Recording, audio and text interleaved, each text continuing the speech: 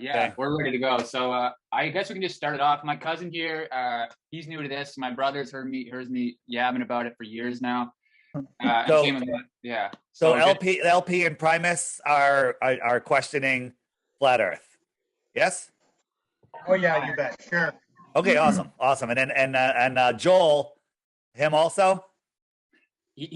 Joel's open-minded, but I don't know how much he's thought about it, to be All right. honest. Don't be so open-minded that your brain falls out. Think. Use your actual mind. All right, Joel. Can we hear you? Is your sound working? Is your sound working, Joel? Probably. Yeah. You're on. Cool. Okay. All right. And just if there's noise in the background while we're talking, just mute yourselves if you're not talking. All right. Yes. So I do have a friend who lives in the UK. He's joining in at any point, and I've been talking to him about flat Earth for a couple of years, and he's not there yet. okay. I don't know why it says hi Crawford, but it's actually Paul. Okay, yeah. So that is Paul right there. That is my friend. Okay. Is he on video or what? I can go on video if you want me to. Okay. Yeah, that'd be cool, bro. Now, oops, that's not. Quite dark in here. Very dark. Okay, let's get rocking. Like, yeah, Dave, this is super sweet that you're talking with us. Really, really, really cool. And like I've told him the main thing, like water sits level, we observe it sitting level. The Earth is supposedly 70% water, and right there, that's just the one that's like smacking you in the face. But yeah, what's your favorite evidence or proof? My favorite evidence is there's no proof of the globe. Okay, so I used to believe in the globe. Belief is the enemy of knowing, and ego is the protector of belief. Right? I used to believe in the globe because I was told by a teacher or a guy in a bow tie, right? And I was told, hey, boats go over the horizon and disappear from the bottom up. Yes, if the Earth was a globe, boats would disappear from the bottom up. But there's another reason they disappear from the bottom up. We can get into that. But let's start out with questions from you guys. I mean, first, this is a balloon shot from 120,000 feet. The Earth is spinning 1,000 miles an hour below me. Okay, 1,000 miles an hour. The sun is 93 million miles away. Okay, this is the official story, right? On a flat Earth, the sun is small and close. The Earth is stationary, right? Balloons that are launched in Arizona, or kind of like the Red Bull jump, was launched in New Mexico, and he was up there for 3.5 hours, and the Earth did not spin out from underneath him. He should have landed a couple thousand miles out in the ocean, but he didn't. So I'm just trying to find you guys are familiar with the Red Bull jump, right? I've seen this thing. Yeah. So 127,000 feet. And he said he saw the curve, and look at this curve. Wow, amazing. But here's the problem. All of this land, if you look at all the features, if you zoom in, this river here, this is all New Mexico. The last time I heard, New Mexico didn't consist of 1/5 of the Earth. This is a fisheye lens. All right. Besides the fact that the Earth should have spun out and put him out in the ocean a couple thousand miles, he landed east of where he took off. Now, the Earth is spinning to the east. That means he had to go up. He actually had to speed up to outrun the spin of the Earth and then land in front of it. That's insanity. That's absolute 100% insanity. So here's another problem. If you take that picture, whenever you see a curve, size it up to an actual photo, right? An image of the Earth, and look how big New Mexico would have to be. It's big. It's as big as the United States. That's absolute crazy. The other thing is on a flat Earth, when you go up on a flat Earth and the atmosphere is clear, the horizon rises to eye level. On a globe, the horizon should drop off. The higher you go, the farther you can see, the farther that horizon should be, and it should be lower and lower and lower. When Felix opened the door, the camera behind him was not a fisheye lens, and there's the horizon at 127,000 feet. Okay, so when we look at that, when we compare that to when he actually got in and that camera was on, this is him climbing in at the beginning when he's still on the ground. And look, here's the horizon right here. It's at the same level. That camera is seeing the horizon at the same level that he is at 127,000 feet. If the Earth was a ball, the horizon should be dropping down like it's dropping down here in this simulation. Same height, same level horizon, 127,000 feet. Meanwhile, instead of showing people that, they're showing people, this. They're showing people an animation of the Earth, people in the control room clapping, holding their heads. Absolute insanity. when people believe this stuff. It's absolutely nuts. Here he is, live shot. He opened the door. There's the horizon, right? Here he is, ground level. Horizon's at the same level. The camera didn't move, and neither did the horizon. Camera didn't move, and neither did the horizon. Game over. Earth is flat, guys. Anything else? Any other questions? Ryan, let's hear a question from you, bro. Well, wait. So you guys, I see you're listening. Awesome. I'm asking you, what is one reason that you might believe the Earth is a globe? Well, I think you've already shared that, man. Like you look up at the moon and it's round. Okay. Perfect. Let's start there. So let me ask a question. Do you have lights and above you in your room that you're in right now? Yeah. Are there lights in the ceiling? What shape are they? They are round, actually. Okay, and therefore your floor is round, right? Nope. Bad correlation, right? The lights in the sky have no indication of the ground. Now, I don't believe that the moon is a rock in space. Now, I'm going to show you 4 moons here, okay? And you have to tell me, is the first one a sphere?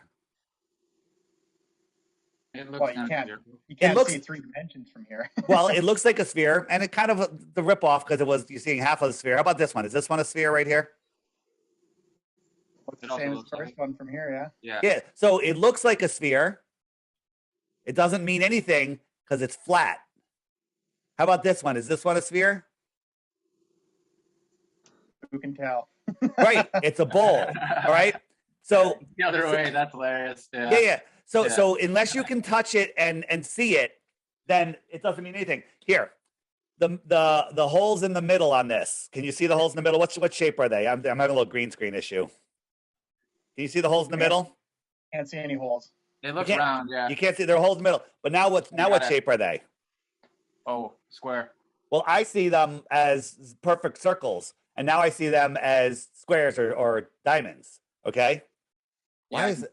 Yeah, I got to change the color of this. My green screen screwing it It's up. like, yeah, the So tilt. unless you can physically touch it, then you really can't say what size or shape it is unless you know the distance, right? You don't know what it is. Here's one more example. Are these tables the same width and dimension?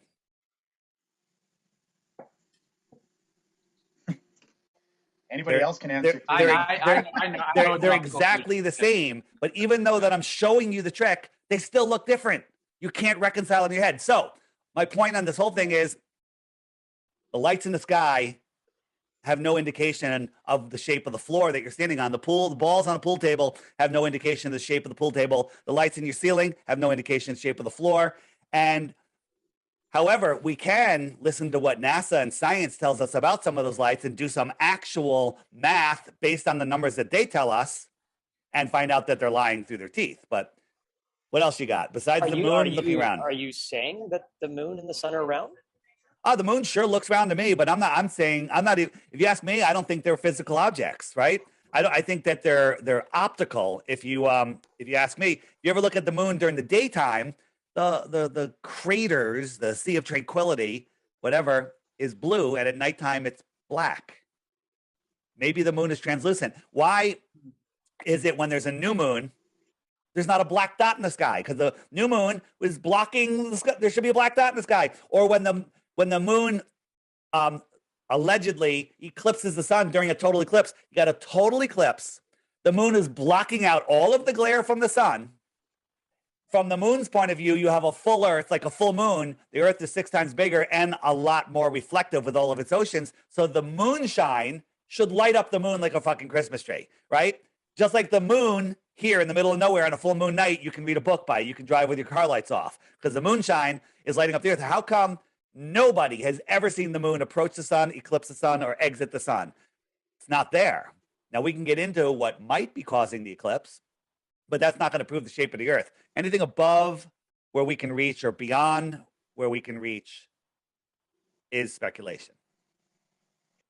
Is that what you're saying about flat Earth in general? That it's a new speculation. It's not necessarily a definitive fact. Or Yeah, you're saying no, it's- absolutely not. There's 3 baskets things fall into.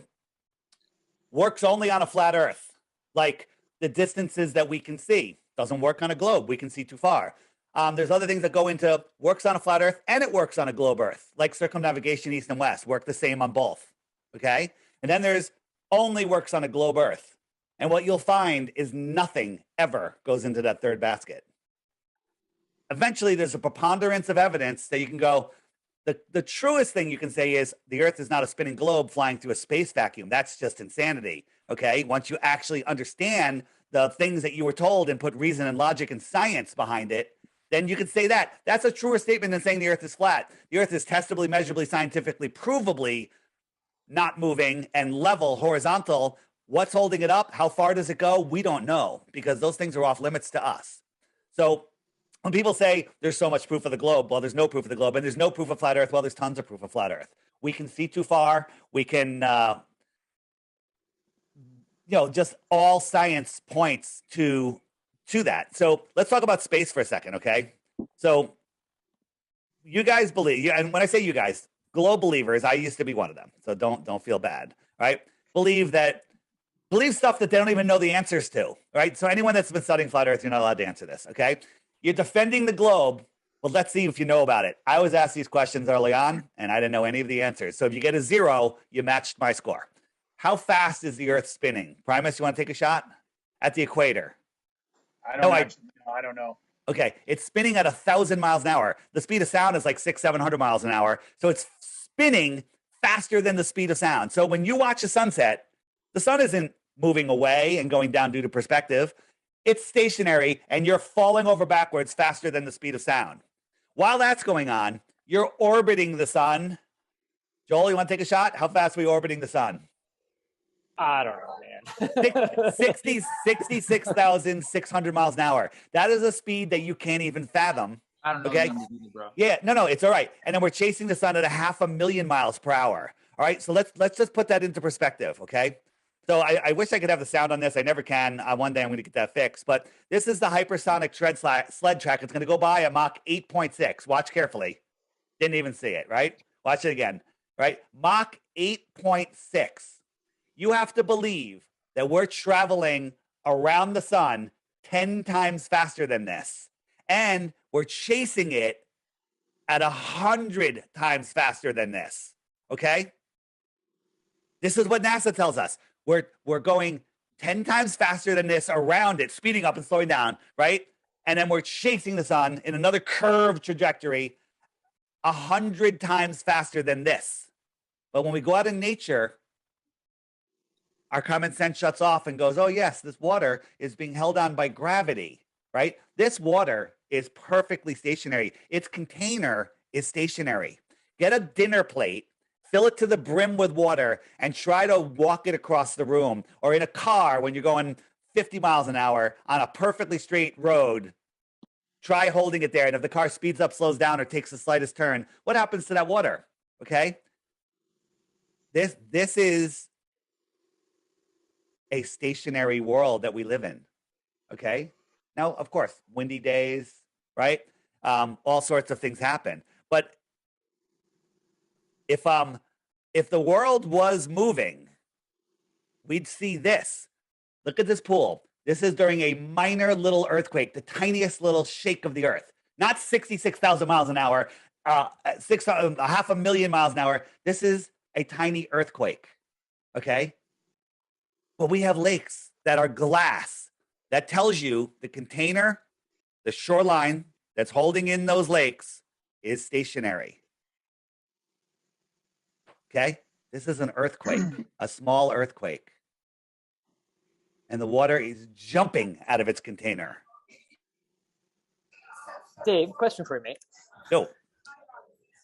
I've always wondered why, in the age of crowdfunding, you don't just pool together a few bucks and drive a plane in one direction as long as you can.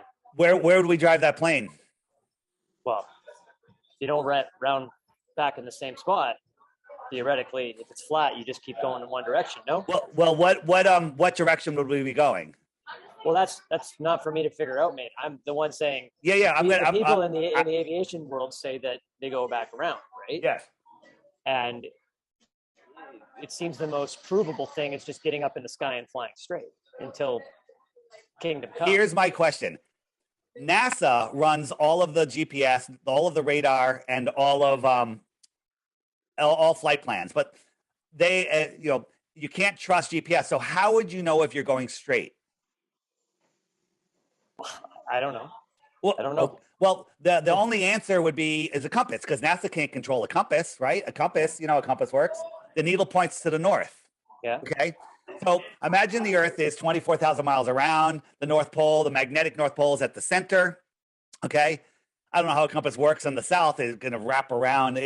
Compasses only work on a level plane, but that's just another part of the story. So now let's shrink the world down to the size of your front yard, whatever. It's just a small front yard, and you have a tree in your front yard, and you're 10 feet from that tree, and that tree is the North Pole. Okay, so you take your needle arm and you point to that tree. This is pointing north, so south is that way, right? Make sense? West would be that way. Try to walk west. Make sure this needle always stays square and points to that tree. West is a circle, okay? East is a circle. Here it is, magnetic north. The needle is pointing to the north, and I'm trying to push this compass west, but I got to keep turning to the right to maintain that heading of 270 degrees. The needle has to always point towards the north. Now, this is true on a globe also. Right? If I was a mile from the North Pole and the Earth was a globe, I could walk 6.28 miles and I'd be right back to where I started from, heading dead. Now I'm heading east. I leave east and I come right back around to where I started. Now, if I wanted to fly straight, like you said, dead reckon, I'm gonna head west, and I'm not gonna turn the plane. I'm not gonna correct. What happens? I'm already heading south. If you do not correct to the north, you're heading south, no matter what direction you go. But don't you eventually, no matter what direction you go, eventually, aren't you gonna? You're gonna hit Antarctica. You're gonna hit something you're gonna hit Antarctica. You're gonna hit, aren't you? You're gonna hit Antarctica, right? No matter what, no matter when you get into that plane, no matter what, you're hitting Antarctica.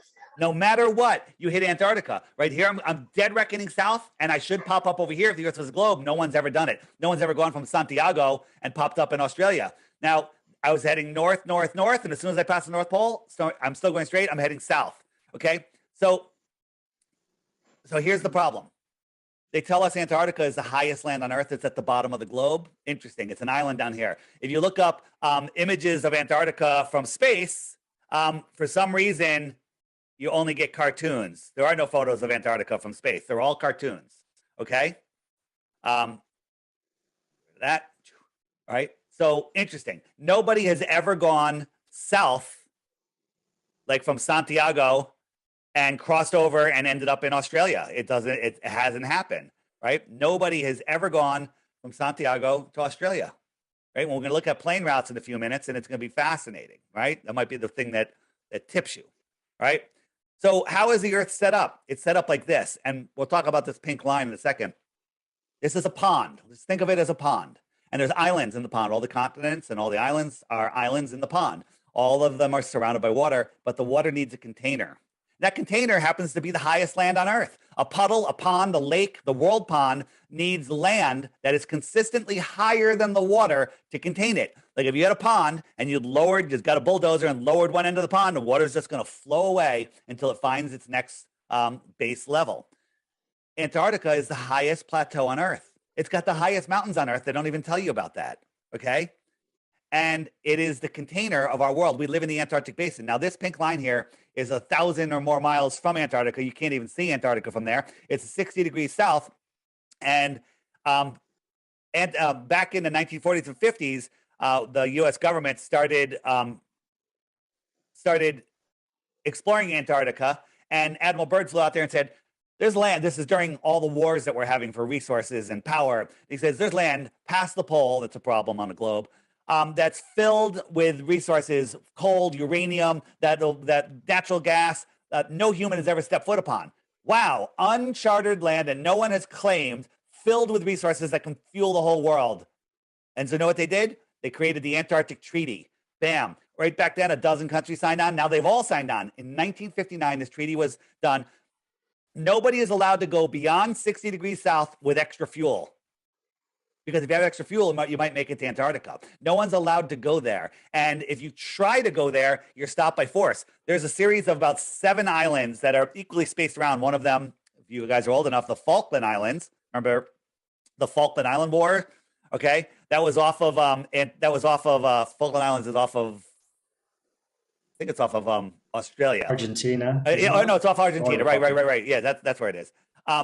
And they're run by the crown, and they have their military bases on them. Anyone tries to go past that is stopped by force. And there's buoys all the way around that form a mesh network because GPS doesn't work down there. Okay, GPS doesn't work out there. Compasses don't work in Antarctica. It's another problem because they're too far from the center. These fishermen said, hey, we're going to see how close we can get. Maybe we can get some good fishing. And they went past it. I'm going to jump forward a little bit. And all of a sudden, out of nowhere, bam, a destroyer shows up, sends a drone after them, radios them, and says, you're in restricted waters. Leave immediately. Immediately. Okay? And then they took off. And same thing, if you fly in there, the rules of engagement are you immediately get an escort, fighter escort. And if you don't turn around, they're gonna shoot you out of the sky. Why is that? What? We need to protect the penguins and the ice. That's the excuse. It's the last undisturbed land on Earth, and we don't want to pollute it. Give me a friggin' break. That was before the word environmentalism was even a thing. During the Antarctic explorations, there's one video when they were talking about Admiral Byrd's exploration down there, and the announcer in the video goes, off the front of the boat is a pod of pilot whales, each one of them containing over $2,000 worth of oil. Okay? Environmentalism wasn't even a word back then. All right? They were killing whales for oil. All right? Call them bullshit. Next. So getting back to your question, you can't go. And if you could go, you're going to be stopped before you get to Antarctica. So where are you going? You can't go anywhere, right? Yeah, but wouldn't it be a worthwhile experiment to you know, we have it's live been done. stream. We have well, you can't live stream from out there. There's no GPS coverage, right? You can't go to Antarctica. You can't live stream. And other people have gotten permission to go from their countries. They've gotten there. They've been stopped by the ships. They've been turned around. They've been sent home. And when they got home, they were put in jail. Okay. It's already been done. If you did it something like the Freedom Convoy in Canada, where the whole thing's live streamed, and how are you going to live stream from the Southern Oceans where there's no coverage of anything? There's no cell towers. There's no satellites because satellites don't exist. There's no GPS. There's no way to communicate back to the mainland from out there. How are you going to do it? Can a flat earther buy a satellite? There are no satellites. Satellites don't exist. All right. What are they doing the GPS on then? GPS is a ground-based system. First, people say, well, how do we make all our phone calls, internet? It's all done with underground cables, undersea cables, which actually prove the Earth is flat because there's no cable from Santiago to Australia, which is a short little jog across the bottom of the globe, but it goes all the way up to the north and all the way over, and we'll get into that in a moment. Okay. So the idea of believing in satellites is beyond what I can even explain. So let me just pull up an image here. So you have to believe, remember all those motions that we're doing? We're spinning and twirling and going. You have to believe that all of these satellites are mimicking all of those motions of the Earth. And like this geostationary satellite right here, which means it stays over the same point of land, is somehow matching the spin, the spiral, and the rocketing of the Earth, and somehow stays in the same spot. And if you say inertia, I'm just going to say you don't know what you're talking about because that's it. It's traveling in 4 different directions at once, and somehow magically staying over the same spot. Satellites never break down. It's absolute insanity to believe in satellites. So what's the motivation? Good question. To continue the theater of the round Earth. Yeah, so the theater of the round Earth is a big important thing. Just remember, in 1959, when Admiral Byrd, when they were exploring Antarctica, the treaty came in, and everyone's like, "What's going on in Antarctica?" All of a sudden, they go, "Hey, we're going to the moon. Look up here, where you can't go, where you can't touch. We're going to go to the moon." And we went to the moon until about the 4th time, where people were calling the TV station, going, "Hey, you're interrupting my I Love Lucy episode." enough of this moon landing crap. And so then they say, okay, we're going to have a war. And then they have a war, right? It's all about distraction. The truth is, they want you believing that you're insignificant, that you are nothing, that you are a speck from a random explosion where nothing created everything. They want you to believe that an asteroid can take you out at any moment, that we're running out of fossil fuels, dinosaur juice. Give me a break. They want you to believe that the dinosaurs became extinct from an asteroid. All nonsense. They want you to believe that other countries are threatening to blow up the world with nuclear bombs. Nuclear bombs don't exist. Okay. They want you to believe we're running out of food when you can take a seed, a 100-year-old seed, stick it into the soil, water will fall from the sky and food will grow out of the ground. Okay. They want you to believe that we're overpopulated when every single family in the United States could have a half an acre in Texas and there'd still be extra land in Texas. Okay. They want you to believe in utter nonsense, to feel powerless, because this is a spiritual war that we're in. Whether you believe it or not, doesn't matter. The elite believe it, and they're using our energy to create the world that they want. They don't want you to know that you're at the center of creation. They don't want you to know that your thoughts actually manifest your reality. Everything you guys have in your life is because of the way that you think. People that live paycheck to paycheck, and they're like, I'm never going to get out of this. They always live paycheck to paycheck. Other people, they make millions and millions of dollars, and then all of a sudden they're millions and millions of dollars in debt. Right? Imagine if that paycheck to paycheck person became the millions and millions in debt. They'd probably kill themselves because there's no way out. But the guy that's millions of dollars in debt, all of a sudden he makes millions and millions again. He's back up to where he was, and then he loses it again. It's because of the way he thinks. Right? We all manifest our world. People go, well, I want $1 million. And when you say that, you say what you're really sending out there is, I don't have $1 million. I'll never have it. I'm not worthy. And I'm going to be poor the rest of my life. That's the energy you're sending out there. You can't bullshit yourself or the universe, for lack of a better word. Your thoughts create your reality. The elite don't want you to know this. The Matrix, remember the movie The Matrix, the documentary with Keanu Reeves?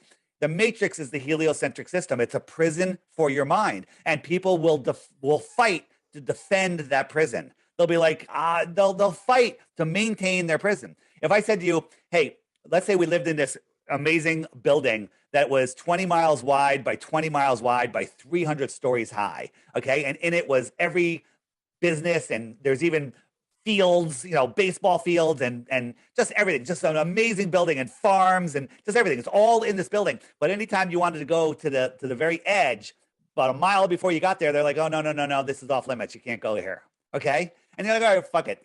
I met my girlfriend over here. I work in the grocery store on the 190th floor, and there's no windows to the outside. And one day I go to you and go, hey, there's more out there. There's more out there. And you're like, well, what difference does it make? Why would they lie? Why would they lie? Right? Why, they need you to run that building. They need you to make the things that they want.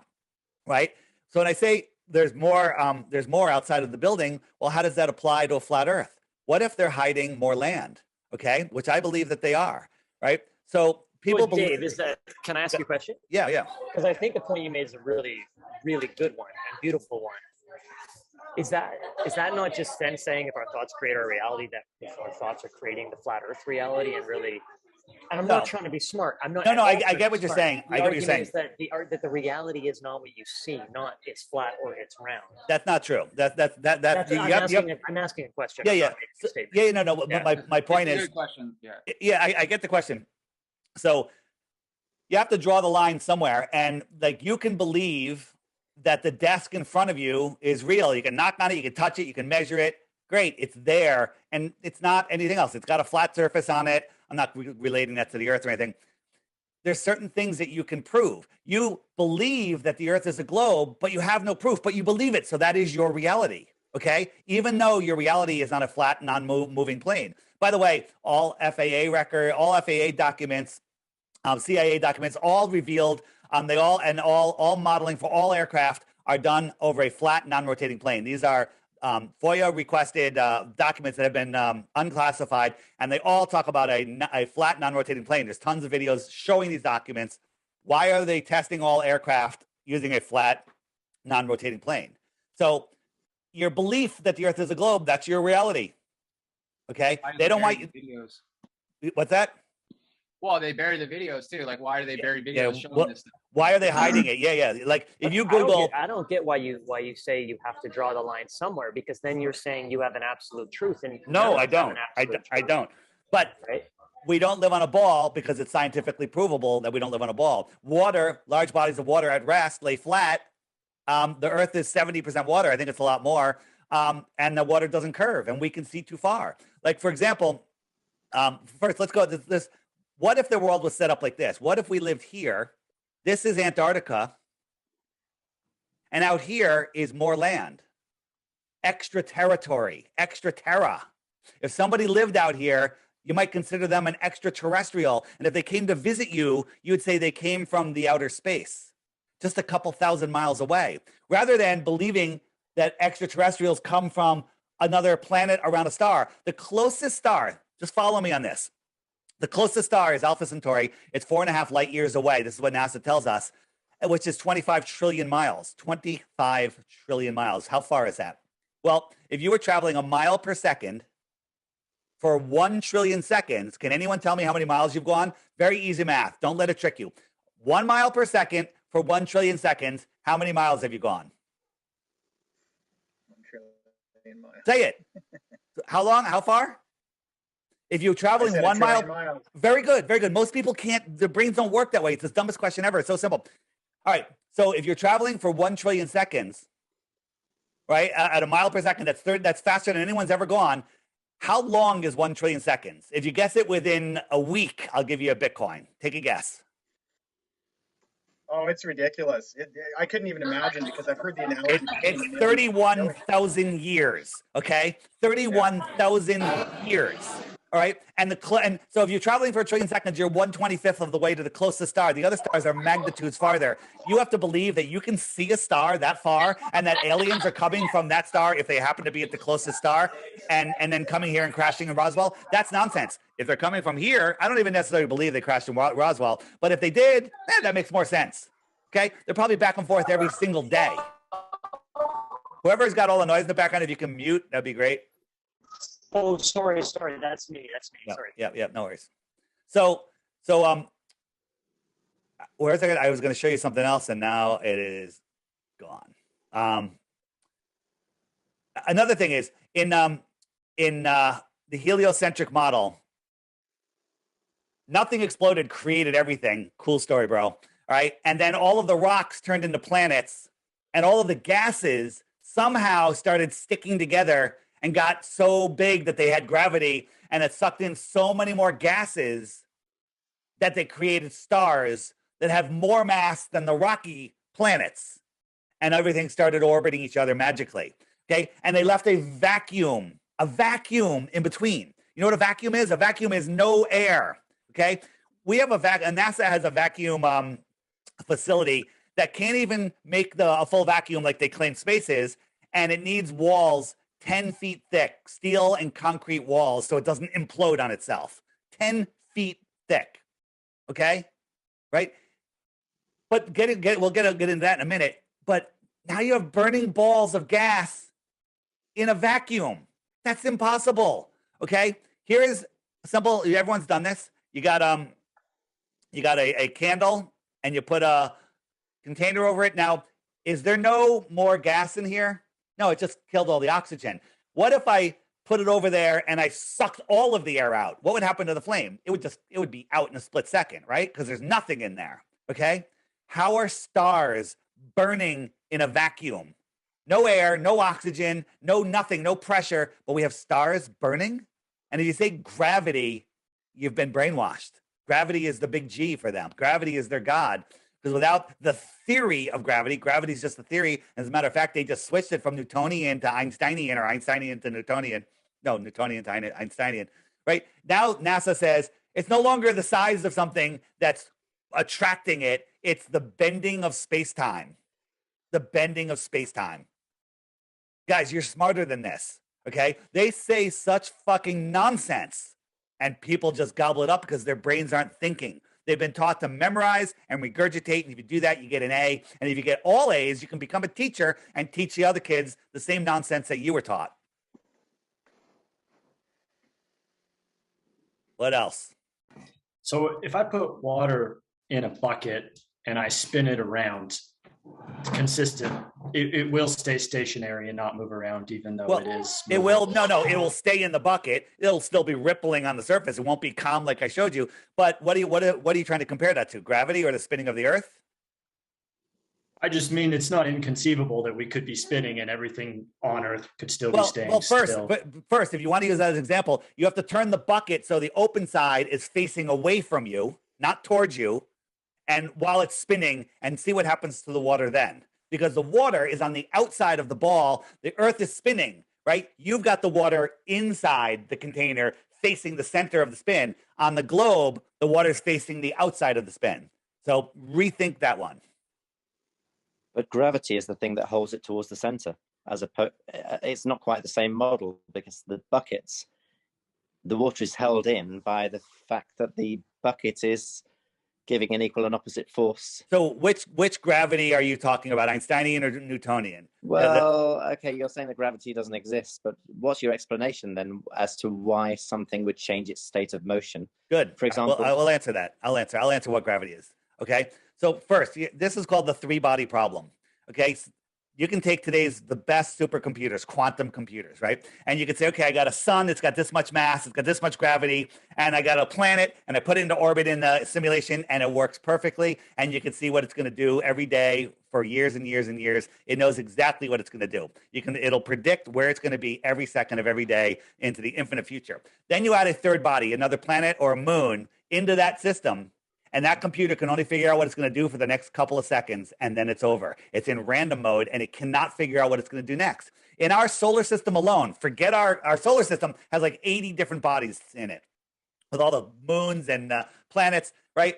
And we have all these alignments, and somehow they know where everything's going to be. They know when alignments are going to happen. They know all of this stuff, and nothing ever changes. We had an alignment, recently. Well, how come nothing tugged on anything? How come when the moon comes around towards the sun, it doesn't speed up towards the sun? And when it goes away from the sun, it doesn't slow down because of the sun's gravity. The sun can somehow hold on to the Earth and Pluto and all of the planets in between, but it ignores all of the moons in between, and only the planet affects the moon. That's nonsense. Okay, absolute and total nonsense to believe that that's the truth. So what is gravity? Okay, what is gravity? Gravity is a theory. If you ask any scientist, it has to do with electromagnetism and electromagnetism. Everything is electric and magnetic. Those are the only forces on Earth. The moon and the sun are the anode and the cathode. The salt water carries the current, and the land is a salt bridge. It's a giant battery system. Okay. And the Earth has a negative charge to it, not a theory, a testable negative charge. The Earth doesn't move. So it's stationary. It's got a negative charge to it everywhere. The sky, whether there's a dome or not, I believe there is positively charged. So anything that comes up off the floor is now in that positive field, surrounded by those positive charge. And the ground, since it's not going to move, says down is this way, come here. And then buoyancy and density sort everything out. So here is, let me see if this is the right video. Here's a little experiment we did. These helium balloons are holding this thing off the floor. And we have this wire going to a Van der Graaf generator, which creates a negative charge. Okay? Right? And no, it creates I think we're adding a positive charge. Sorry. So we're adding a positive charge. And when we add the charge to it, it got heavier. We changed its weight by just adding a stronger positive charge to it. Then we discharge it and it goes back up. Now that kind of goes along with what we have. Here's another one where we put a negative charge into it and it goes right up away from the Earth. Okay? These are testable things that support the electromagnetic idea that we have. And now the military is talking about they built an aircraft that has no moving parts and it flies by electrostatic charge. Okay? Are they defying gravity? Or are they defying electromagnetism? Okay? It makes no sense. Right? You believe in gravity. You believe this is going on in Australia. All the gravity is holding on trillions of tons of water. But, we have cruise ships upside down. I can hold my arms up in the air. A butterfly can fly. Right? This is all, we've been brainwashed into believing the system. And people that fight to maintain that belief are just lost and they don't know why they're fighting. They have the worst case of Stockholm syndrome, because the problem is, as I said at the beginning, ego is the protector of belief. Because if you tonight or any time in the future say, okay, the earth is flat, it's way bigger than that. It's like, okay, I've been lied to my entire life. I fell for it my entire life. I can't believe I was so stupid as to believe any of that. And your ego is going to have a hard time with that. But if you lay down your ego and you wipe it, you drop it, and you understand that you're at the center of creation, life changes amazing. Life changed amazingly for me. I mean, amazing things are happening because I'm awake and aware. I'm meeting amazing people. Okay. I've lost a lot of friends, but you know what? I look at those friends right now and I'm like, I really don't have much respect for you. I'm sorry. I mean, because people are willingly, the information's out there. Now, look, I was a Glober my whole life because I was never, I mean, the opportunity was there if I looked, but I didn't know where to look. The doors are all hidden. I'm pointing towards doors for you guys. Okay. I'm pointing towards doors, and you have to actually go look through them to see what's really going on. So here's where's I thought I had it here. Good. Any questions? Because I have another thing I want to show you. You can talk about flight routes too. I think that's a good one. Yeah, that is a good one. I just remember what I was looking for. Okay, so on a flat Earth. Now you know how the horizon works. Like if you go out, you guys live on the water or the big open fields. You go, you look out you're out on a beautiful day, and there's white fluffy clouds, spread out clouds, all sitting there, cumulus clouds, and they're 5,000-10,000 feet over your head, whatever. And then you look 20, 30 miles in the distance, they're touching the ground. And that's just due to perspective. Everything gets smaller, okay? Even though it's at the same height. So if I go here, here's a bunch of street lights. We know they're all at the same height, but they're going down. This street light is at the same height as this street light, but it's perspective that makes it look smaller. Same thing with the sun and the moon. It's just going away, just like these street lights. It's getting lower and lower and lower. And then this over here, the atmosphere gets really thick. I call it the atmospheric deck of opacity, okay? And once you understand what's going on there. So on a physical ball, on a physical globe, there has to be a physical horizon. So if my fingernail is a boat and I go over the horizon, it disappears. And if I zoom in, still can't see it because there's a physical horizon, right? Coming over the physical horizon. Now, this is what Bill Nye showed us very deceptively. On a flat Earth, that horizon becomes optical. The distance that you can see is where the sky meets the ground, and then your eye can't resolve anything. But now we have super zoom lenses. So out here, look carefully, there's no boat, right? The perspective brings us all the way down. So we're down, and then as I zoom in, I'm increasing this size here, and all of a sudden, there's a boat because I'm increasing the angular size. And then as I zoom out, watch this boat. It's going to disappear from the bottom up, and then it's going to just get too small to see. And now a glober would say, oh, it's going over the curve. Well, it's not moving. I'm just zooming out, and it's gone. It's over the curve, or is it out of your eye's ability to see? Okay, right? The boat's right here, and as I zoom in, I'm zooming in, making it bigger and bigger and bigger, and all of a sudden, I can see there's a boat there, right? That's how your eyes work. They never taught you that in school. They never taught you how it works. And then sometimes when you look out, this is a, I forget where this was, but it's an empty horizon, completely empty. You can't see any buildings. You can't see any of this building because the angular size from the top of this building to here is too small to see. But when we zoom in, oh, we can see the building, just like we can see that boat. I got to get the video to show you this. But people say, well, the bottom floors are missing. That's because it's over the curve. No, it's behind a wave. And also, there's a thing called atmospheric compression. Look at these buildings. Look at these balconies. They're all the same height, but you can see they're getting compressed. This is an optical thing. Can my finger, if my finger was a wave and my head was the apartment building, can my finger hide half of my face like this? No. But if my finger was closer to you, it could. Can my finger hide my entire fist? Well, if I go like this, as it goes away, it can hide the entire thing. behind my finger. Okay. Dave, what's this? What's the opposite for argument on the last one, the boat one? Like, what is it? The Steelman version, or could you Steelman argument what they would say with regards to why that is?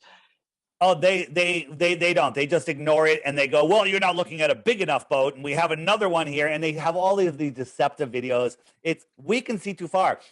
On a ball, 24,901 miles around, like they tell us, a 6-foot tall person standing at the edge of calm water is required at the maximum to see a horizon at just 3 miles away. Because at 3 miles is a 6-foot drop. If the globe is the size that they tell us, a 6-foot drop, that means that the surface of the water is hidden. Okay, it would be hidden beyond that. But again, we can see things at known distances that we can just see too far. So, for example, here is a couple oil rigs, right? Couple oil rigs, and they we know the distance, the height of the camera is a foot off the water. The horizon, according to Globe Maps, should be 9.4 miles away. Actually, no. This is 9.4 miles away. The horizon should be like 1.2 miles away. And there should be 59 feet of curvature. But not only can we see the bottom, there is some compression and some distortion, but we can see the water surface for dozens of miles beyond it. That water should be over the curve. It should be blocked at just 3 miles if I'm 6 feet tall. And if I'm lower, it should be blocked even closer, like the camera. But we can see too far. These are undeniable things, but Globers will just be like, oh, blah, it's rising. Look, and here are mountains. Mountains. But what's happening? They're getting lighter and lighter and lighter and lighter and lighter. There's more mountains back here, but you just can't see them because they become the horizon. They become the sky. They become the same color. So here's a very important one, and then I'm going to show you how this happens. You're going to like this.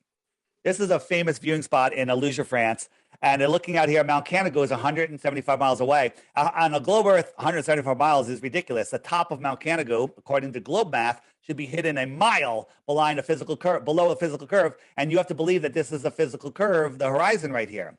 But twice a year, the sun, during its migratory path between the two tropics, lines right up with the viewer and the mountain.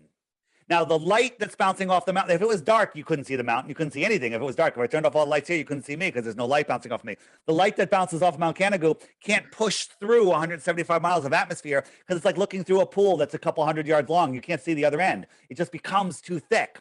But twice a year, it lines up with Mount Canigou and backlights it. The sun's light can push through that far. And it lines it up. The very top of Mount Canigou here should be a mile below the curve. And the Glober argument is the mountain is behind the curve. The sun has already set, but it's magically refracting up and stopping at eye level. And I just say, stop it. Stop it. You're better than this. This is not a mirage. It's right there. It's impossible to see on a ball. The Earth has to be 1,000 times bigger than they tell us. That still doesn't work because there's still be curvature. And that's a problem if it's 1,000 times bigger. They're hiding more land. Okay? Or it's flat, and it is flat. Flat isn't a shape. It's level and horizontal. We call it flat. So what's above and below, mate, when it's flat? Like, what do you, in this view, see as the end game of the end, I guess, discussion point is the Earth is flat. It's the center of the existence of the universe. I can't remember what you said at the beginning. We're the center of creation. The Earth system is the basement of the universe. That's how I describe it. It's an extended plane. I don't know how far it goes. I don't know. I'm not allowed out there. Maybe it goes on forever. Maybe there's other ponds. Maybe there's ring after ring after ring. Maybe there's puddle after puddle after puddle. And they all have their own suns. Maybe there's just us, and it goes on and it terminates. We don't know. But did you ask what's below the Earth? Or above, either or. Like, if you have a viewpoint on that. Yeah, I absolutely do. So the deepest hole ever dug, I believe it's in Russia. It might even, where are we at war at? I lost. Where's the friggin' war? It's in Kiev or? Yeah, Ukraine. Ukraine. Why I'm thinking Kiev. I believe this hole is in Ukraine. I could be wrong. It's the deepest hole ever dug is just short of 8 miles. And they were using ground penetrating radar to see what they were going to hit next. And every time they were wrong, like, oh, there's no more water, they hit water. Oh, there's no more rocks, they hit rocks. Okay. So the ground penetrating radar didn't work. Now let's compare it. If the Earth was an apple, they barely drilled halfway through the skin of the apple They were wrong every step of the way. They hit an impenetrable barrier that they tried for years to go through and they couldn't. But then they knew what the next 4,000 miles are. They knew that there were seeds at the center of the apple. Okay? Nonsense. It's absolute pseudoscience. They show us this in school. How did they know when they couldn't guess what was in the outer crust? Okay? How did they know what's in here?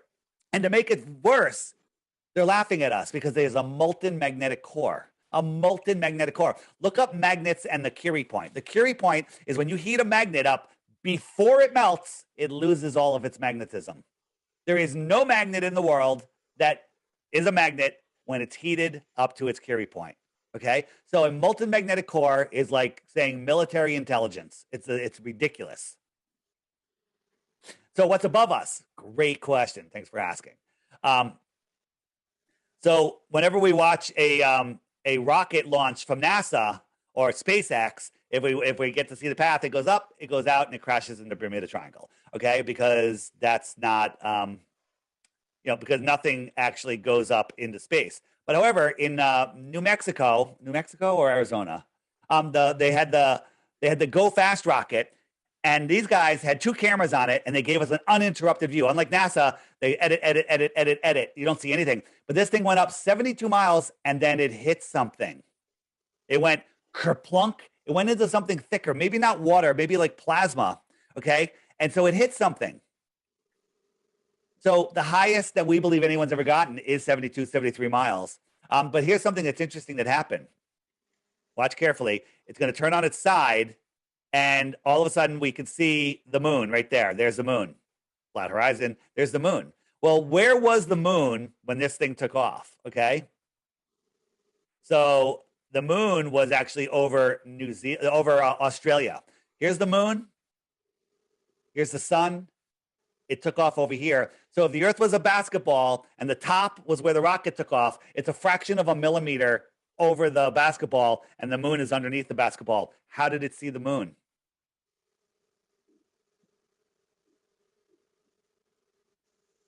You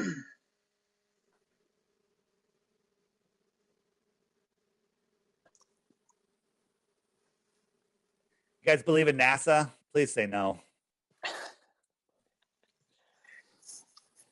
Please. How about the jury's out? You remember the Challenger that blew up, and then the school teacher and everyone else was killed and everything, right? You remember that? You guys remember that? You guys remember the Challenger disaster? Anybody? No. Nobody. How old are you guys? Freaking 12? The Challenger disaster. Space shuttle went up, it blew up, and it killed everybody. It killed everybody. That's usually the biggest argument. So now I'm not even going to show you. So let's talk about something that we can prove, right? So the space shuttle is about the same size as a 747, okay? About the same size as a 747. Trying to find an image here. And you guys know how big a 747 is. So you've seen a 747 on the ground, pretty big. Space shuttle is supposedly about the same size. A 747 flying at cruising altitude of 5-6 miles is the size of a pencil eraser held at arm's length, and you could barely see it. It's grayed out, like you couldn't see the engines on it, but you can see the shape, you can see the wings. It's tiny, okay? If you doubled the height of a 747, could you see it? And the answer is no. Its angular size would be too small, just like that sailboat. It would be too small to see, right? Well, people claim they see a light. I've seen it. I've tracked the space station up. There comes the light. It goes across the sky. It's huge. It's brighter than any star in the sky. It's brighter than any planet, right? It's 50 times higher than that 747. How the hell am I able to see it? I could not see a 747 at double the altitude that it is. That thing's 50 times higher. 50 times higher, right? What nonsense are they pulling on us? Okay? If you actually look at here's a shot of an airplane pivoting. Where am I? I'm gone. An airplane. Here I am. An airplane pivoting, crossing the moon, and here's the supposed space shuttle. They're both about the same size. How's that possible? I tracked the International Space Station. I was like, oh, it's going to do a transit at 6:05, whatever. Boom, 6:05. There it was on the horizon. It cruised across. I watched it for 8 minutes heading west. 8 minutes. Okay, was it heading west? Whatever direction it was heading. 8 minutes. It's going 17,500 miles an hour. I live in Connecticut. It should have been in California by then, but it wasn't. And nobody in California can see it, only the people in Connecticut and Pennsylvania, you know? And then all of a sudden it disappears and nobody can see it. We had a NASA whistleblower, unconfirmed because, you know, they were keeping anonymous and then they disappeared, said that the way they trick us is there's 5 B-2 bombers that have been re-outfitted with some transparent parts and LED lights that are the same tone as the sun. And there's 5 of them, 2 in Alaska, 1 in Russia, and I don't know where the other 2 are. And they take turns doing these flybys to do these moon and sun transits just to convince people that we live on a ball. Dave, what was that? I hear you loud and clear. Those are very, very, very interesting points. But what was your answer to the question of what you think is above us? I think there's a dome above us. I don't know what it's made out of because I'm not allowed to go there. There's you know, in so let me go to the app for a second. So in the app, under, if you hit the question mark button and then you hit the Antarctica button, there's a bunch of videos.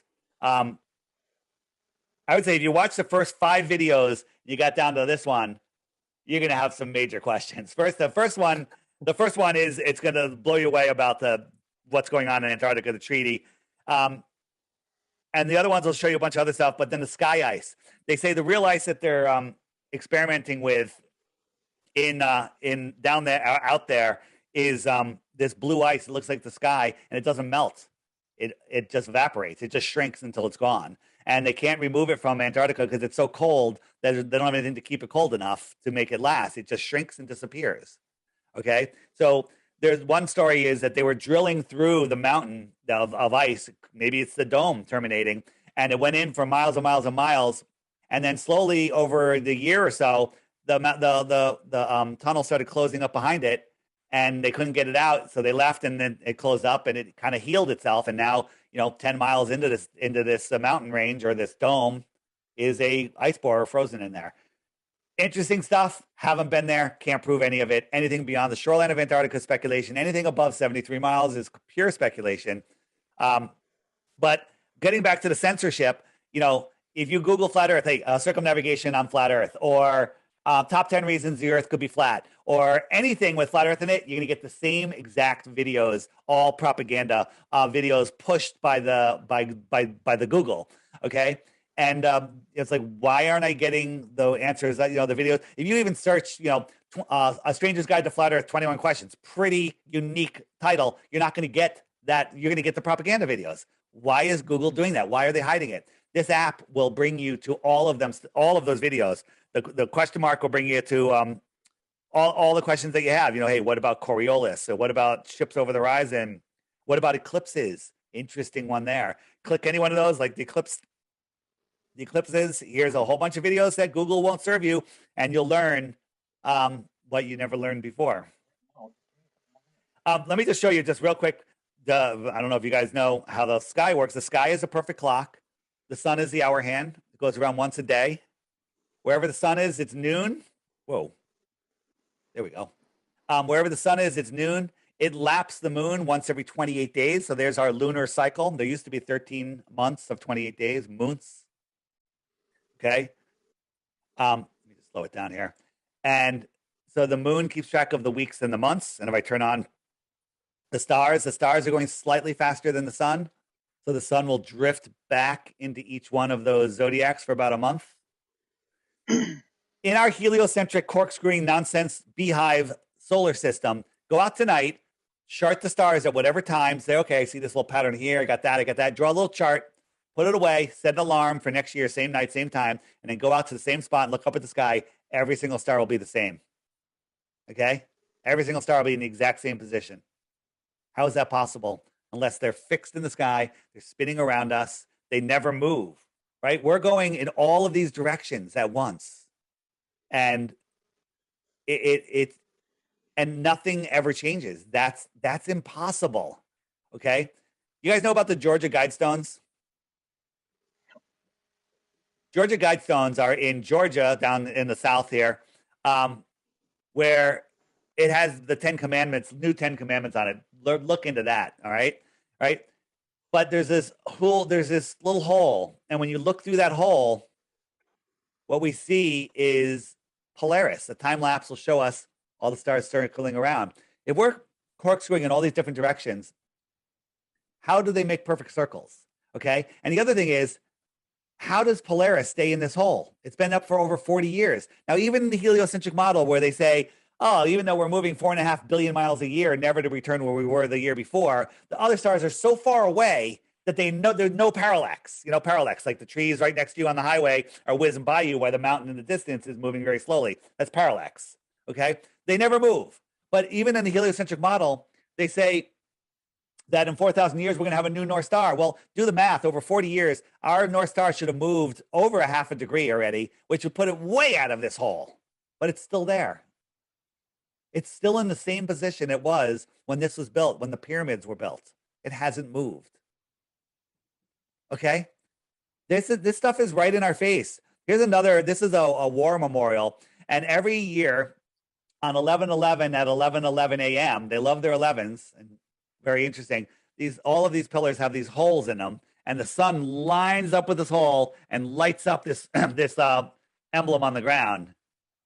How is that possible in a heliocentric system with planetary alignments and we're traveling in all these different directions? How does this happen every year? The sky is a clock. The globe deception is less than 100 years old. Less than 100 years old. It's not 2,000 years old with Aristophanes. It's nonsense. They were teaching flat Earth up into the 1950s and 60s here on Earth in America. Okay, they were teaching both. And then they removed it. The Rockefellers removed it from our system, right? There is zero proof for the globe, zero. And anyone here that can leave here today and says, I still believe in the globe, and the best thing that you should be able, I mean, best or worst, I don't even know, is Dave pointed out a lot of things. I got a lot of work to do if I want to make a decision, but I don't know. That's fine. That means you're just a little lazy. But once you understand the deception, everything changes. So so just to make a bit of a statement more than a question, it's like everything that you're telling us, it's like, unless I can personally verify it, then I'm going to have to choose to believe what you're telling me versus believing what somebody else tells Absolutely me. not. Absolutely not. Okay. I can get on board. Let me just, you'll finish in 1 second.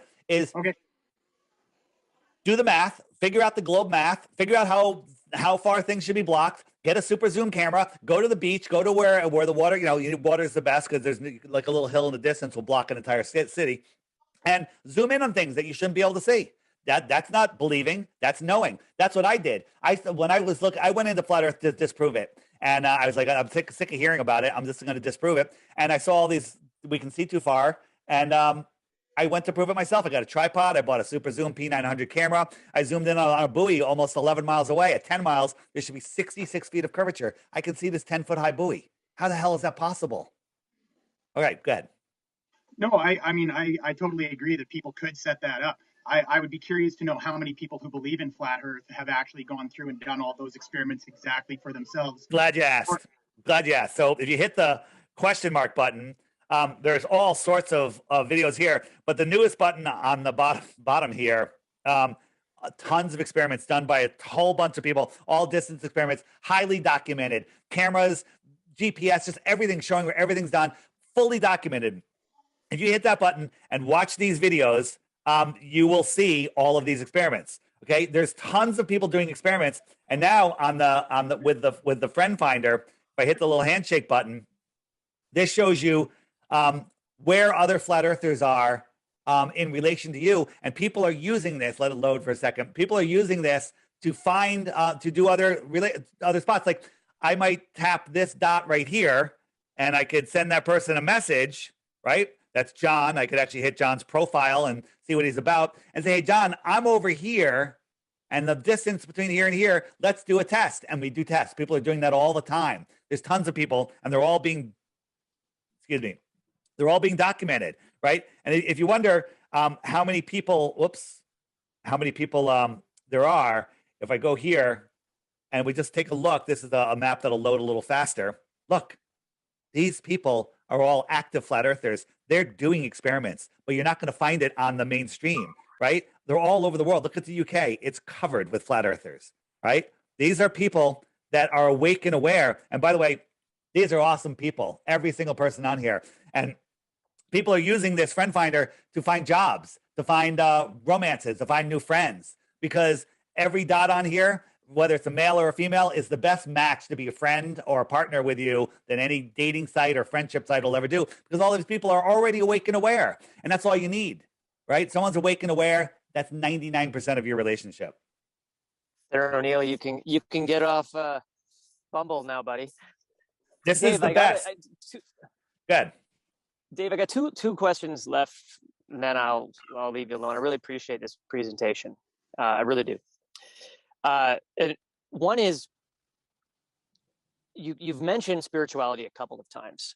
And so I'm curious, what is it, this is the first question, what is it that you're suggesting needs to be thrown out? Is it just the old science and the old school learnings and the NASA's, but a lot of the spiritual texts, people who believe in zodiac signs, astrological signs, energy healing, all that stuff remains in this model? And the second piece of the question is, the mainstream tends to just follow the populace, especially now. Populist politics is very, very current.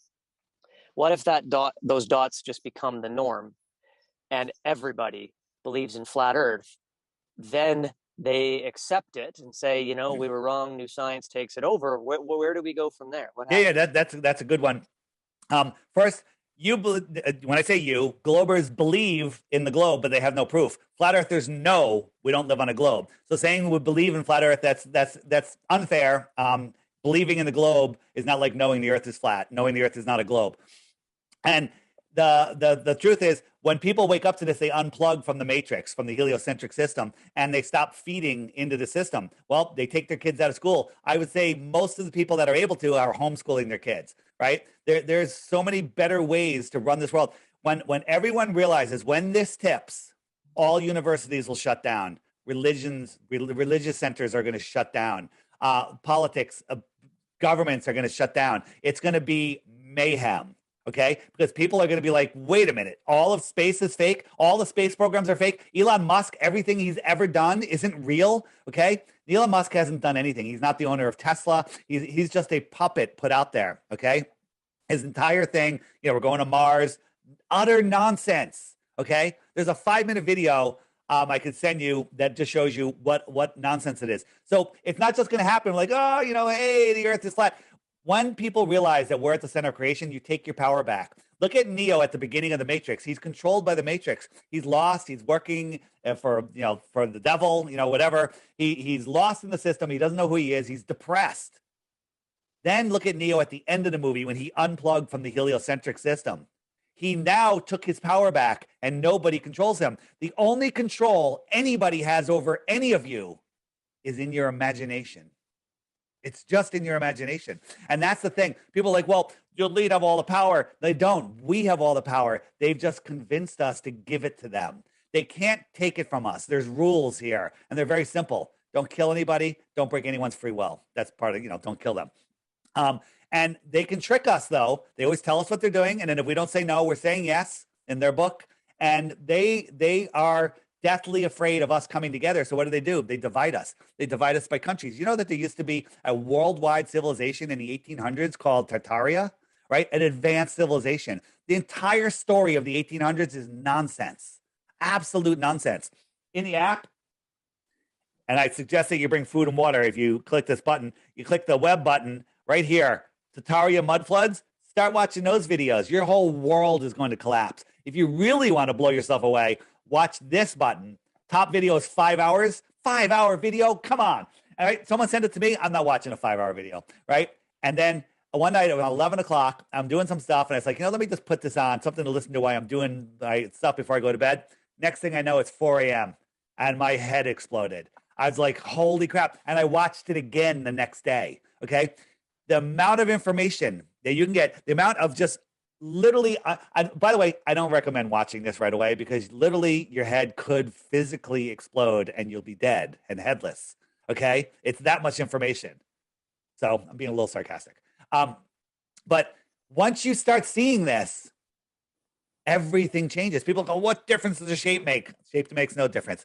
It's the fact where you are, who you are, what you are, and the power of your mind. What difference does it make? I have to go to work? Well, guess what? I had my own I worked up corporate America, left corporate America, started my own company, super successful, and I walked away from it all to do this. That's crazy. That's absolutely crazy. But nothing could be better, okay?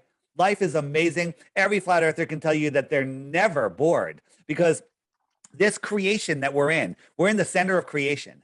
And this place is beyond what anybody could ever imagine, right? And there is no excuse ever to be bored for 1 second of your entire life. I remember there's times I used to stare at the wall waiting for 20 minutes to go by or whatever, or just turn on the TV, mind control, the tell-lie-vision programming, flashing 60 hertz, you're hypnotized, okay? It's all programming. It's all nonsense, and it is to control you. And it's controlling most people so much that they don't want to listen, and they're going to fight to defend their captors. So there you go. So saying that it's just going to become the norm, it will, but everything else is going to change. All the ruling class, they're all done. The ruling class have zero power other than what we imagine. They control us with fake money. Wait until we get off of their money system and we get on our own money system, real money, privacy, cryptocurrency. Okay. That's the only way that we're going to lose if we keep playing on their monopoly board and in their friggin' heliocentric nonsensical system, right? Get off of their system, realize who you are, realize what power you are, and stop playing with their monopoly money. And you think I'm kidding? Go get monopoly money and compare the 1, the 5, the 10, the 20, the 50, and the 100 to our money. It's the same colors. Our money is the same colors as the monopoly money, okay? And once we stop doing that, then that's how they control us. They control us with money. They don't need money because they just type numbers in the computer and get whatever they want. They get us to make it for them. They get us to manifest it for them. I hope that answered your question. Yeah, it definitely answered the second part.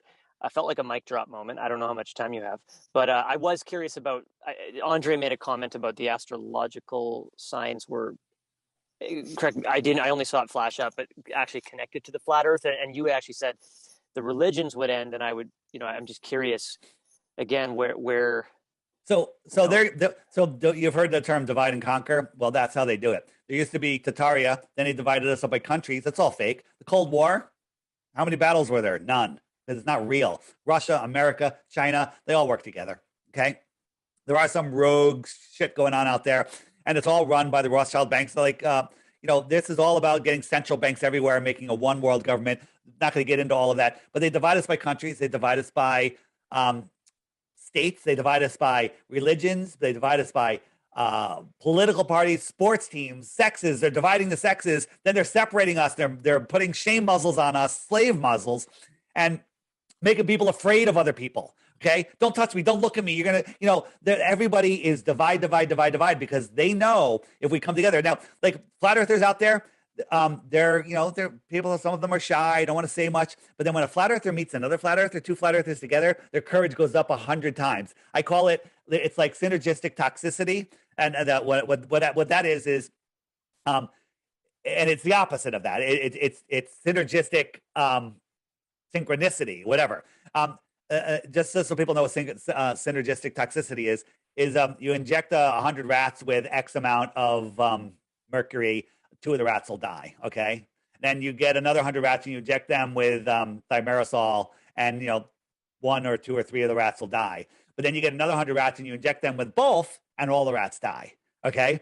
And so the opposite of that is 2 people coming together just become more powerful, more brave. I don't know if that was a great analogy, but it's the same thing. And with the app, people are coming together in large groups and they're going out and waking up more people. It is growing so fast right now. The only way they can stop it is if they literally flip the tables over, turn out the friggin' lights, disconnect the internet, and shut off the food supply, which they're trying. We've certainly seen that in other things recently too, haven't we, Dave? Yeah. I mean, and by the way, before I said that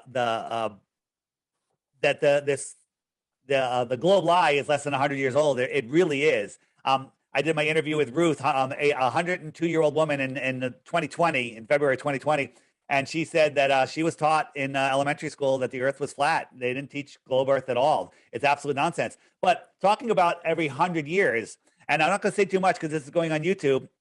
In 1720, this happened. Everybody was doing this. Everybody was getting this, and everybody died. In 1820, this happened. Everybody was doing this. Everybody did this, and everybody died. In 1920, same thing. And in 2020, look what's happening now. What the hell is going on? And people are falling for it. You ever hear the term, there's nothing new under the sun? Okay? Huh? Nothing new under the sun.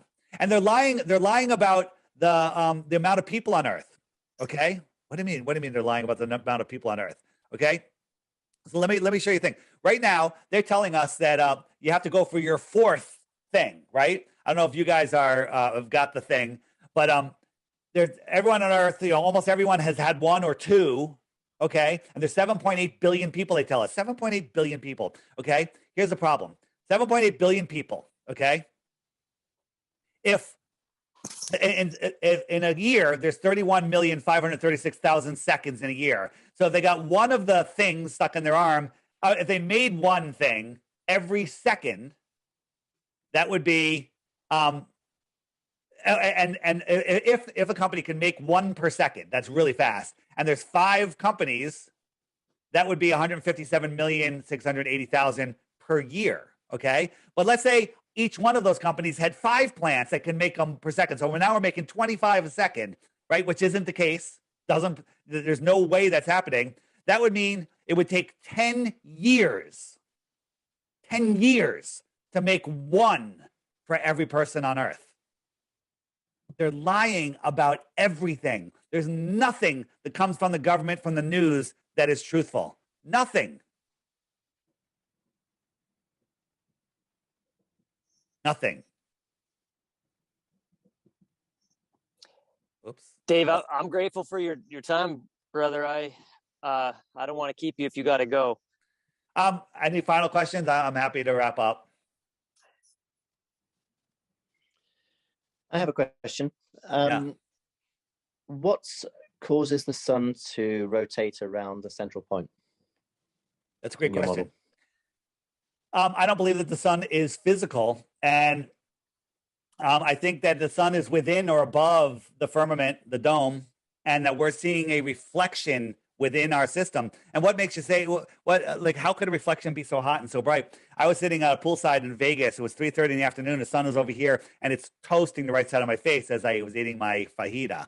All right. And I was like, I got to go to the other side, or I'm going to be literally sunburned on one side. But then over to my left, 100 yards away, was the hotel, this big mirrored section, and the sun lined up with the mirror, and it was hitting the left side of my face. And it looked the same because it's a mirror. And I closed my eyes and I said, if I didn't know which one was the real sun, could I tell by the heat, by the brightness? And I couldn't. It was exactly the same. So that led me to think, like, the sun that we're seeing could be a reflection. Okay. I encourage you to hit the button here, go to the eclipses page, and there's a couple of videos that I made in there showing how the sun is being projected into our system. Okay. So what makes it go around? I don't know. The creator, I don't think it's a physical thing. It's small and it's very, very close here on Earth. But the way the sun works, it goes around once a day, and every month it takes 6 months to go into this inner yellow line. So in June, it goes to the Tropic of Cancer. One more. So in June, the sun is all the way in here, and that's when our inner north has our summer, because the sun is close to us. Yeah. Just like if you're under a streetlight, the streetlight that's above you is your summer sun, and the streetlight down the road is your winter sun. It's farther away, it's lower. Okay. All right. And so here it's hot in Miami in the summer because the sun goes right over Miami. All right. It's winter in Australia because the sun is far away from Australia. But 6 months later, the sun will migrate out to the Tropic of Capricorn. And it's summer in Australia because the sun is directly over them. And it's winter here in the inner north because the sun is far away. Far away, lower in the sky, less heat. in and out. Everything in between the Tropic of Cancer and the Tropic of Capricorn is the tropics. The sun's never far away from them, and it's always warm there. And it passes over them twice a year. It only comes towards us once a year, and then it goes away. Seasons only make sense on a flat Earth. Hit the question mark button. Hit the what about seasons button right there. Watch those videos. That alone will prove to you that we don't live on a globe. Absolutely 100% undeniable. There's a million proofs we live on a globe. We live on a flat Earth. Oh, Freudian slip. I'm a shill. And there's 0 proofs that we live on a globe. All right. Anything else? Can I have one more? Yeah. Okay. I've heard, and I don't know if this is true, but I believe it's true. That Can I guess? The Can I Big guess? Dipper. Oh, okay, go ahead. Go ahead. Big Dipper. Yeah. The Big Dipper is upside down in the in the southern hemisphere compared to the northern hemisphere. Yeah. And that can only happen if you're either on a curved ball or if the Big Dipper is closer to us than the 2 points from which you're looking at it. Yeah, well, these pictures were taken at the same time, and the moon's upside down in one of them and not in the other. That is, and by you saying, it's showing how don't take offense, mind controlled you are to say it could only happen that way. You could say the only way I can think of it happening is on a globe, on a curved surface. But the truth is, if we were both in the same room and I drew a 6 on the ceiling and you went to one side of the room and I went to the other side of the room, I'm going to see a 9 and you're going to see a 6. But it requires the 9 or the 6 to be very close to you relative to the distance between us. Absolutely. So we sent a balloon up. Instead of having the cameras looking down, which they always do, or sideways, we had the cameras, high def cameras looking up, and we launched it at night in Arizona.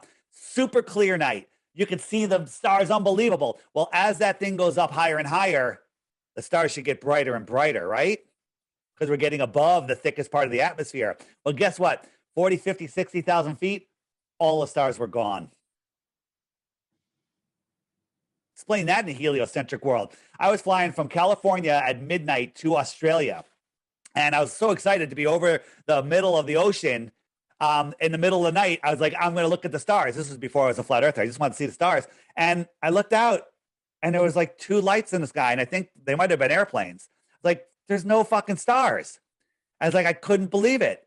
And so the stars that we see in the sky are not what you think, right? If you want to look at what stars are, you're going to like this. This is the star Sirius. And when today's optics have outgrown their lies, look at this, right? This is what a star really looks like, right?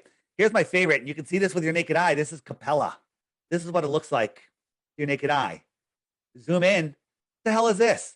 This isn't a burning ball of gas billions and trillions and trillions and trillions of miles away.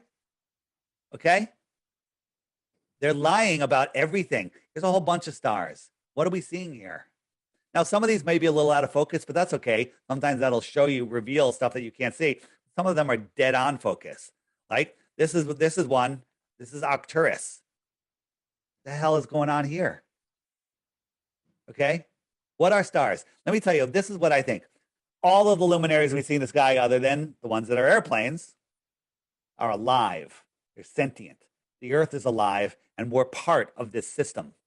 The entire thing is alive and growing, and we're part of it. And it happened through the creator, Dave? It certainly wasn't a random accident, you know? Mm-hmm. What happened to me? I'm gone again. Oh, there I am. You turn into a cat. There you go. There you go. Everything they show us is fake. Everything. How many players do you estimate Players need to be in the know? That's a great question. There's not that many, but the elite know. You know, Elon Musk knows. I would say I don't think Biden knows. I don't think he knows anything.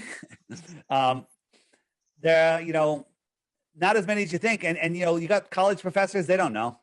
The ones that they're the most indoctrinated of all. It's unbelievable. Mm-hmm. It's unbelievable. And what about the jobbers at NASA?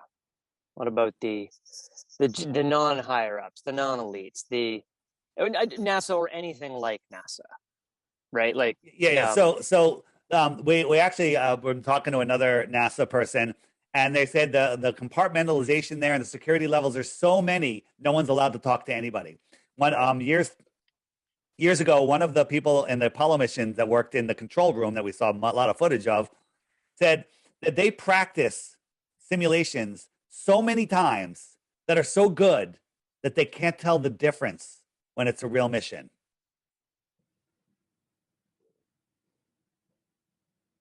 Maybe they can't tell the difference because it's another simulation.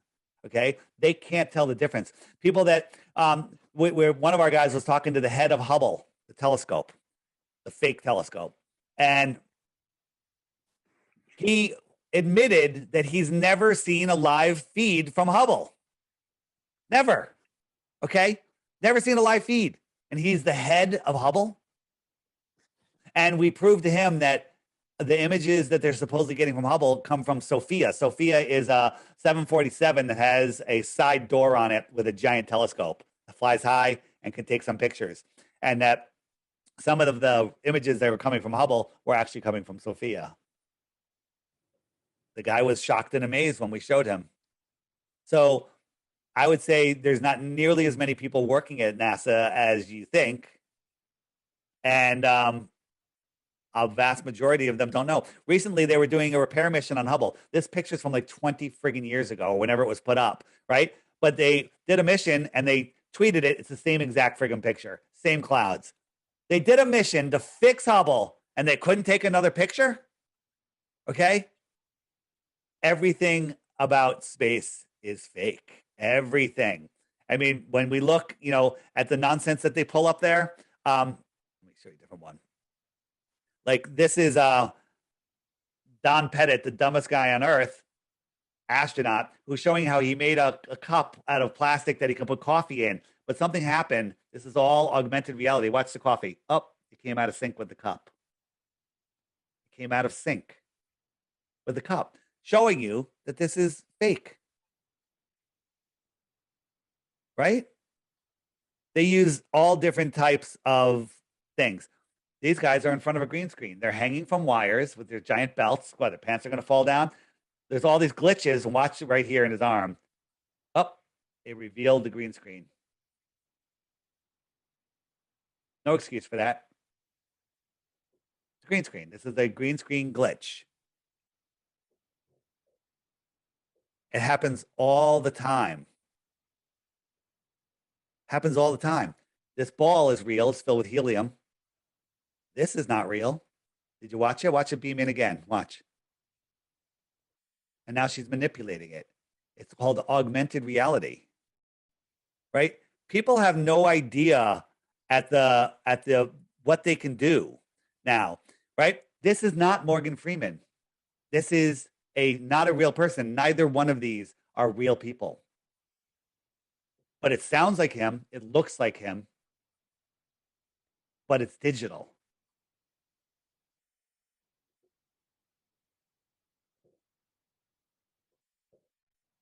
This is all digital. They can do whatever they want. None of this is done with real people, right? Are you saying, Dave, that I know I'm the one that has to go in a few minutes, but are you saying that tech that we are sort of just being introduced to now at that level of sophistication has always been the case? No, I'm saying because the old stuff doesn't even hold up. When you look at the old space stuff, a lot of times they're doing it in zero-G planes. A lot of times they're hanging from wires. It's all horrible. The old stuff doesn't hold up at all. On the app, if you click are all space agencies in on it. So many videos in there. So many. people are like, well, they didn't have Photoshop back then. Well, you look at the images of Earth; they're paintings, right? They're all paintings, right? And people believe that people want to believe that this is a photograph, right? This is a photograph, right? And then nobody could paint this, right? Is this a photograph or a painting? Could be a trick question. You don't know. It's a painting. This is a painting. What do you think is harder to paint? That or this? Right? And when all the different space agencies show their pictures of Earth, they all got different artists that have different paint palettes. These are all official space agency pictures of Earth. This is the blue marble that was on everyone's iPhone.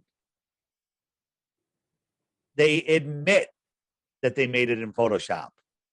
NASA admits it.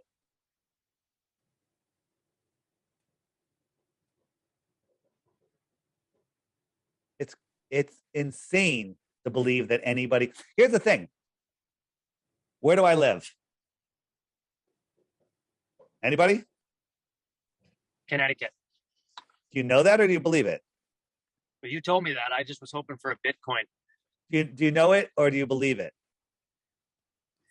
I believe it. I don't know it. I can't prove it. Live absolutely in right. Absolutely. Well, you probably could. You could probably take a couple hours and find me on Facebook and find all my connections, and then you'll find my job history, and you'll be like, yeah, he's probably in Connecticut, and so then you'll know. But until you do the work, belief is easy. You can believe I live in Connecticut, and your job is done. Go smoke a joint, take a nap, drink a beer, whatever you want to do. Okay. But if you want to know something, it takes time and effort to confirm these things. And people are not wired that way. They're like, I believe this, I believe that, leave me alone. I want to watch television. Television programming. Here's my suggestion to you guys. Your friend that brought you here, he knows the truth. We don't, and flat earthers know that we don't know. Globers think they know everything. Okay, get the app. It's $3. Don't subscribe. You don't need to talk. I don't want you talking to any other flat earthers. You only have to subscribe to talk to other flat earthers. You can get. They can send you a message like if there's a meetup or something. But don't subscribe. It's $3, and just every day watch the daily video and watch today's video. Watch today's video. It's the best one ever. If you miss it, hit this button and it'll be there. It'll be there listed. The previous videos are there. Watch today's video. Funniest video you've ever seen. Destroys NASA, destroys the globe, destroys everything. Hysterical. All right. And then you too can be a flat earther. But guess what? Flat earthers are going to rule. Flat earthers, people are like, oh, yeah, I became a flat earther in 2023. Oh, man, I beat you by a year. Okay. Everyone's going to be a flat earther. We're all flat earthers. Some people are just deceived. Thank you, Dave. Thank you so much for your time and your wisdom. And no problem. It's the Flat Earth Sun, Moon, and Zodiac Clock app. You can send them a link and watch it. Learn the stuff. And if you still think I'm crazy, collect your 3 Bitcoins. 3 Bitcoins, one proof of the globe. You don't have one. Okay. People way more advanced than you guys still can't get them. All right. This is the most important deception. The globe is the thing that keeps you right where you are. Now, a lot of people, life's not so bad. You work, you like your job. Maybe you like your job. You got a good partner, excuse me. You got a partner, you got a good family, nice car, house, vacation home. Not about that. Wait until you really take your power back. Excuse me. I'm at the limit of my ability to talk. Yeah, awesome, man. That was awesome. Yeah, thank you. Anyone else before we shut this down? All right, guys. Peace. Thank you. That's very interesting. Take care. God bless. Yeah. All right. Think, and it'll forever change your life. See you guys. Peace. Yeah. Thanks, Dave. Bye-bye.